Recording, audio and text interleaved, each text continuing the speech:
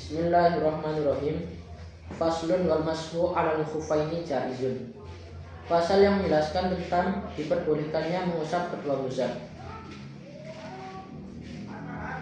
Bisalasati syara'ita ayyatadi'a wiksahuma ba'da kamali taharati, yaitu dengan 3 syarat. Yang pertama, memulai memakai kedua muzah setelah sempurnanya bersuci. Wa ayyakuna satiroini limahalli waslil fardi. Kemudian syarat yang kedua yaitu kedua muzah harus menutupi tempat basuhan fardu. Minal qadamaini, yaitu kedua telapak kaki.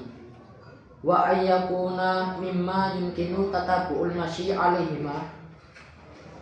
Kemudian syarat yang ketiga yaitu kedua muzah memungkinkan untuk digunakan terus-menerus berjalan. Wa yamsahu al-muqimu yauman wa lailatan wal musafiru salasata ayyamin bilayalihinna. Adapun orang yang bermukim diperbolehkan mengusap selama sehari semalam, sedangkan orang yang musafir diperbolehkan mengusap selama 3 hari 3 malam. Wabtida'ul muddati min hini yubdithu ba'da lubsil khuffaini. Adapun permulaan waktunya dimulai dari selesainya hadas setelah memakai khuffain secara sempurna. Fa in masaha fil hadari thumma safara aw masaha fi safari thumma aqama atamma masha muqimin. Maka apabila seseorang mengusap di dalam rumah kemudian bepergian, atau mengusap saat bepergian kemudian bermukim, maka ia harus menyempurnakan seperti masa mengusapnya orang yang mukim. Wa yaqtulu al-masu bi salasati asya'a bi khalqihima wa imtida'il muddati wa ma yujibu al-ghusla. Dan kebolehan mengusap bisa batal sebab 3 perkara. Yang pertama, sebab lepasnya muzah. Yang kedua, sebab berakhirnya masa. Dan yang ketiga, sebab terjadinya perkara yang mewajibkan mandi.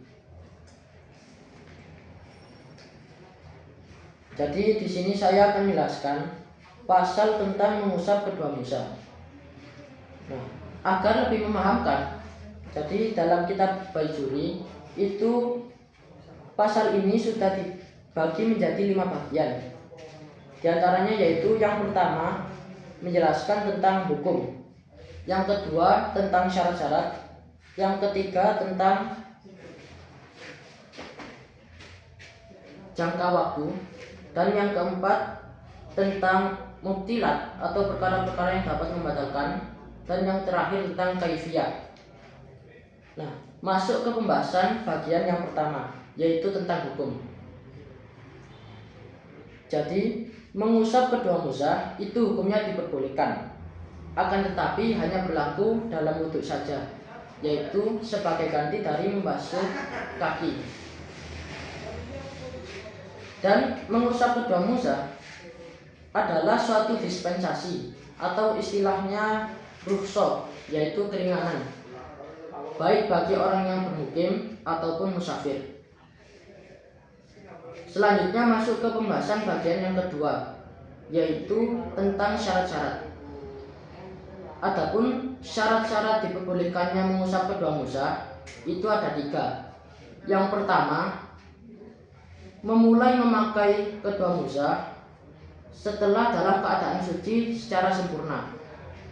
Nah, oleh karena itu dalam kitab syarah dijelaskan bahwasanya misalkan ada seseorang yang membasuh salah satu kakinya dan dipakaikan muzah terlebih dahulu, baru melakukan hal yang sama kepada kaki yang lainnya, maka hal itu tidak mencukupi. Kemudian syarat yang kedua yaitu kedua muzah harus menutupi bagian kaki yang wajib dibasuh saat wudhu. Nah, yang dimaksud menutupi di sini ialah menutupi dari segala arah kecuali dari arah atas, yaitu tempat masuknya kaki. Kemudian syarat yang ketiga yaitu kedua musa memungkinkan untuk digunakan terus-menerus berjalan. Nah, setelah pembahasan mengenai syarat-syarat, masuk ke pembahasan bagian yang ketiga, yaitu tentang jangka waktu. Adapun orang yang bermukim diperbolehkan mengusap selama 1 hari 1 malam, sedangkan orang yang musafir diperbolehkan mengusap selama 3 hari 3 malam.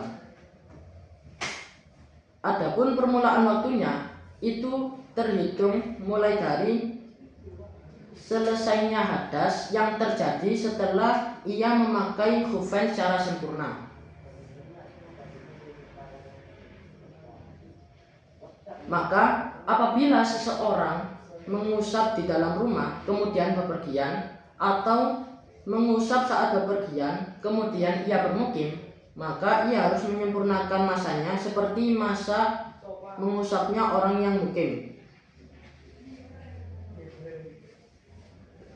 Nah, setelah Kiai Musonef menyelesaikan pembahasannya mengenai jangka waktu, maka masuk ke pembahasan bagian yang keempat, yaitu tentang mubtilat.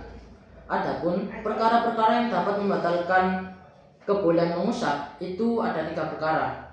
Yang pertama dengan lepasnya muda, yang kedua dengan berakhirnya masa, dan yang ketiga dengan terjadinya perkara yang mewajibkan mandi. Nah, kemudian masuk ke pembahasan bagian yang kelima. Namun sayangnya musannif kitab takrib tidak menyebutkan penjelasannya, akan tetapi sudah dijelaskan pada kitab syarah-syarahnya. Wallahu a'lam bishawab.